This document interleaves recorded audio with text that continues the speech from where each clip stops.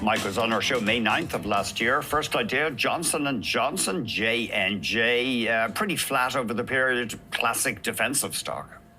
Yeah, Johnson&Johnson is one of those companies that you can own, put away, collect the dividend, and one day you're going to wake up, and I don't know when that day is, and it will most likely be higher. I think it's gotten a little bit mixed in with the whole healthcare fretting, given RFK and the whole president-elect's platform. We think that blows over, and we think Johnson&Johnson's got very stable earnings, very stable cash flows, and we're happy to keep on holding that one. Yeah, I think, I just trying to remember if they spun off their consumer products. They did, yeah. Kenvue. Right, that's it, thank you. So they're much more of a pharma health tech company now, I think. Rogers Communications, of course, the telecoms generally have been out of favor. Now, I'm not sure, I'm getting a little confused there. We are showing a 17% total return. I'm wondering if it should be negative, but just talk just talk to us about Rogers Communications, please.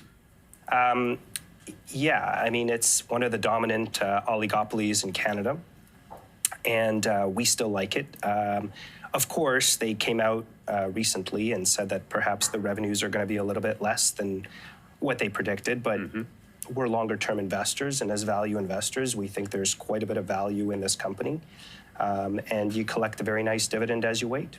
Right. Are you worried, though, that we're into an era of pretty well permanent heightened competition in telco? Pardon me.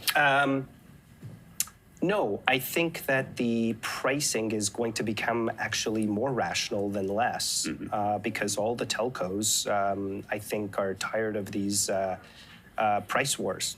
And so I think that hopefully into the 2025-2026 season, they're going to be able to ratchet down expenses, keep their EBITDA margins stable to upward rising, and use technology to better their performance.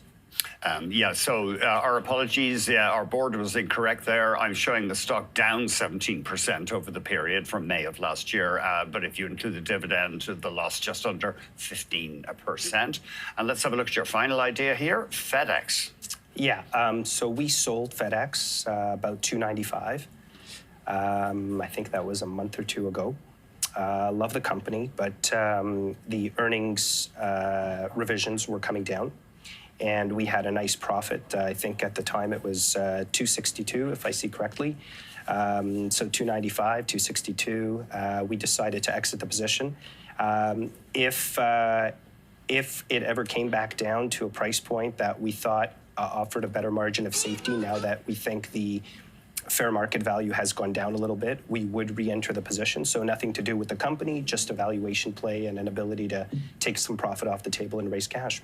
Oh, okay.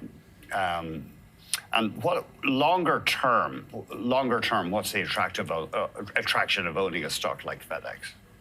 Well, it's a dominant player, number one. Yeah. Number two, you've got a management team where they've proven they can execute. And you have a family ownership. Fred Smith and the family still own a lot of stock. And we find in companies generally that are founder-owned, maybe not founder-led anymore, because they did bring in a CEO that's not part of the family, but they tend not to make crazy decisions because the family doesn't want to destroy their own capital. Right. And then on top of that, you've got this cost savings platform that they've got. They've found religion on cost savings and driving growth straight to the bottom line. And so I think, huge buyback plan. And one of the other differentiators here is they have a lot less unionized employees versus their main competitor, UPS. Okay.